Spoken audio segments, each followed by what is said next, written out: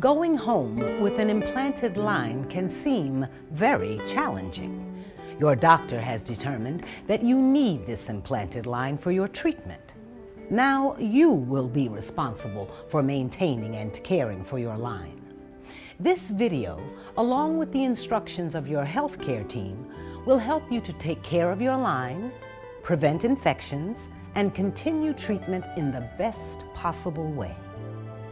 The purpose of the line is to allow the best delivery of IV fluids and medicines, blood sample collection, blood transfusions, or chemotherapy. Hello, I'm Michael Ryan, Physician Assistant in Interventional Radiology. Interventional Radiology is a department at Roswell Park Cancer Institute which plays a vital role in the treatment of our patients. One of our roles is the placement of central lines. I would like to take a few moments to discuss central lines. When you hear the term central line, we simply mean that the catheter will be placed into a vein and the tip or the end of the catheter will be placed in a central part of the chest where all the blood coming back to the heart meets. We like to say that the veins are just like highways. These roads start in different parts of the body, but they all lead back to the same central point, being the heart. Depending on which route is best for you, there are several different types of lines which may be placed. Some of these lines placed are Mediports, PICC lines, and central venous lines. Different factors such as length of treatment, diagnosis, inpatient or outpatient status will influence which line is best for the patient. Having either of these lines will allow nurses to have consistent IV access in patients, infuse particular medications which can only be delivered through central lines, while preserving the veins in the patient's arms and limiting the amount of needle sticks a patient receives for IVs and blood draws. A central line is a line which is placed into one of the large veins in either the neck or the shoulder area, which is passed down to the central area of the chest near the heart. There are two different types of catheters, which are most commonly used here: the Hone catheter and the temporary triple lumen. The two procedures are the same, with the major difference being that the Hone catheter has two lumens and is used for inpatients and outpatients and is made from a material which can stay in for several months. The temporary triple lumen has 3 lumens, which allows for much more IV access and is designed for inpatient use. This catheter may be used for days to weeks. A local anesthetic is used at the skin site, and 2 sutures are used to hold the catheter in place. Following the line placement, it may feel tight in the area because of the dressing with adhesive tape. This will loosen, and we encourage the patient to turn their head normally, as it will not affect themselves or the catheter with normal neck movement. If a patient has fevers, chills, or signs of an infection, which include redness, tenderness, or swelling at the line site with any central line, they should contact their physician immediately. If a line is accidentally pulled on, it is important not to panic. The first thing to look for is to see if the catheter is slightly pulled out or completely out. Remember that these lines are several inches long. If the line is still in the skin, tape the catheter to the skin in place, and if there is any bleeding, apply gentle pressure with your hand over the site. If the line is completely out, you should hold direct pressure over the site by reaching across your body and applying your hand over the site. You should maintain pressure over the site for up to 10 minutes. With any of these situations, your physician should be contacted immediately. If you feel that it is a medical emergency, you should go directly to the closest emergency room. Although emergencies do occur, we are confident that with the proper care, you'll have no problems with your central line. Once you are home, caring for the line is very important. Be sure you have a safe, clean area to store your supplies. It's best to store the equipment on a table or shelf at or above waist height. Develop a routine for line care so that your supplies are convenient. Follow these steps to prevent infection and stay safe.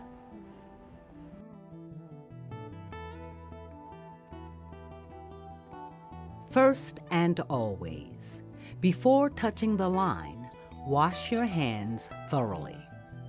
You can wash your hands at the sink or use sanitizing gel.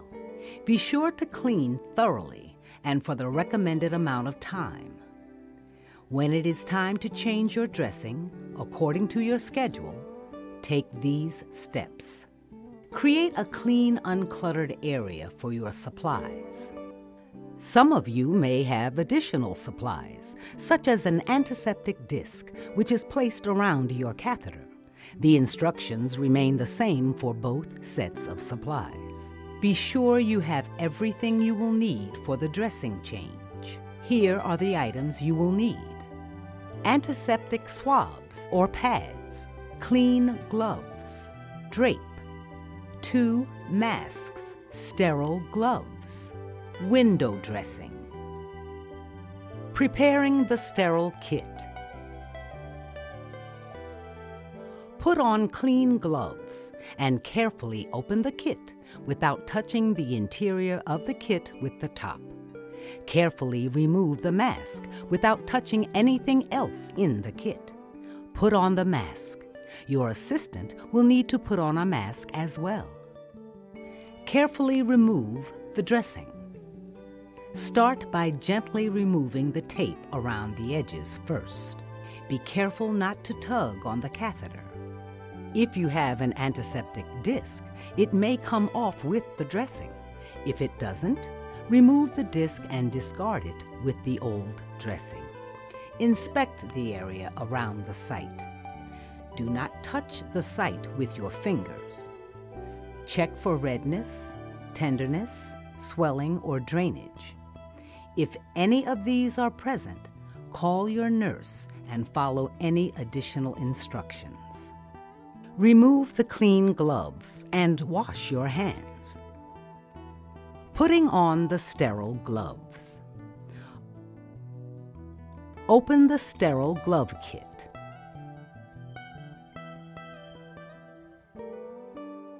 Without touching the outside of the glove, carefully insert one hand into the glove.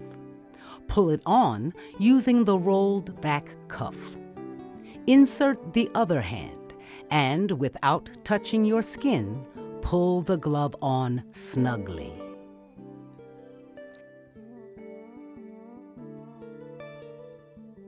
Clean the site with the antiseptic swab or pad provided, using a circular motion, beginning at the insertion site and extending outward away from the insertion site. Extend the cleaned area to a 3 by 3 inch area. Do not go back over any area that has already been cleaned. Wait until the skin is dry. Apply skin protectant around the edges where the dressing will stick to your skin. Do not put protectant on or near the insertion site. Let the area dry. Apply the antiseptic disc around the catheter tube with the shiny side of the disc against your skin.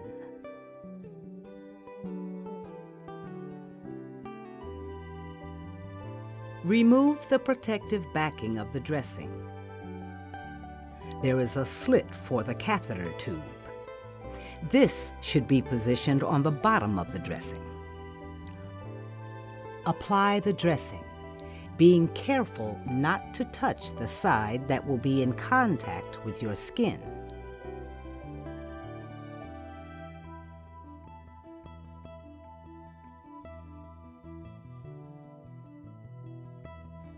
Smooth the dressing from the inside out and remove any trapped air.